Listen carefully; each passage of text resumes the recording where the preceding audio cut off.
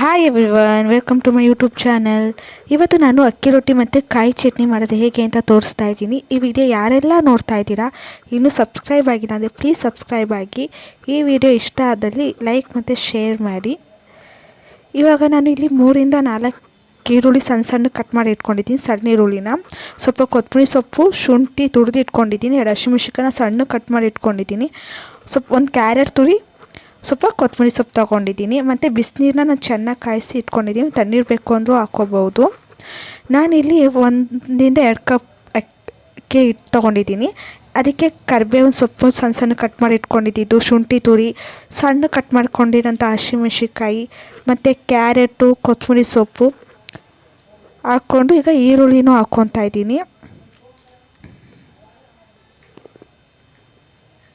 ಅಷ್ಟನ್ನೂ ಹಾಕ್ಕೊಂಡು ಇವಾಗ ಚೆನ್ನಾಗಿ ಮಿಕ್ಸ್ ಮಾಡ್ಕೋಬೇಕು. ಹಾಗೆ ನಾನು ಡ್ರೈ ಮಿಕ್ಸ್ ಹಾಗೆ ಮಾಡ್ಕೊತಾ ಇದ್ದೀನಿ ಒಂದ್ಸರಿ.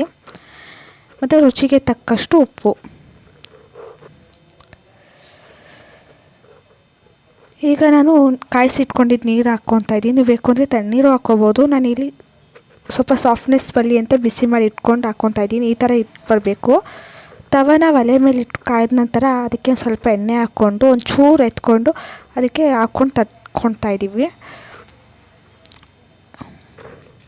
ನೀವು ಬೇಕು ಅಂದರೆ ಇಲ್ಲಿ ತಟ್ಟೋಕ್ಕಾಗಲ್ಲ ಅಂದರೂ ಮನೆ ಮೇಲೆ ಒಂದು ಬಟ್ಟೆ ಹಾಕ್ಕೊಂಡು ಅದ್ರ ಮೇಲೆ ಸ್ಪ್ರೆಡ್ ಮಾಡಿ ಆಮೇಲೆ ಬೇಕಾದರೆ ಒಲೆ ಮೇಲೆ ಹಾಕ್ಕೋಬೋದು. ನಾನು ಇಲ್ಲಿ ಒಲೆ ಮೇಲೆ ಡೈರೆಕ್ಟಾಗಿ ಹಾಕ್ಕೊತಾ ಇದ್ದೀನಿ. ಈಗ ಸ್ವಲ್ಪ ಅದಕ್ಕೆ ಎಣ್ಣೆ ಹಾಕಿ ಬೇಯಿಸ್ಕೊತಾ ಇದ್ದೀನಿ. ನೋಡಿ ಇವಾಗ ಆಗಿದೆ. ಇದಕ್ಕೆ ಕಾಯಿ ಚಟ್ನಿ ಮಾಡ್ಕೊಂಡು ತಿಂದರೆ ತುಂಬ ಚೆನ್ನಾಗಿರುತ್ತೆ. ಅದಕ್ಕೆ ನಾವು ಒಂದು ಮಿಕ್ಸಿ ಜಾರ್ಗೆ ಕಾಯಿ,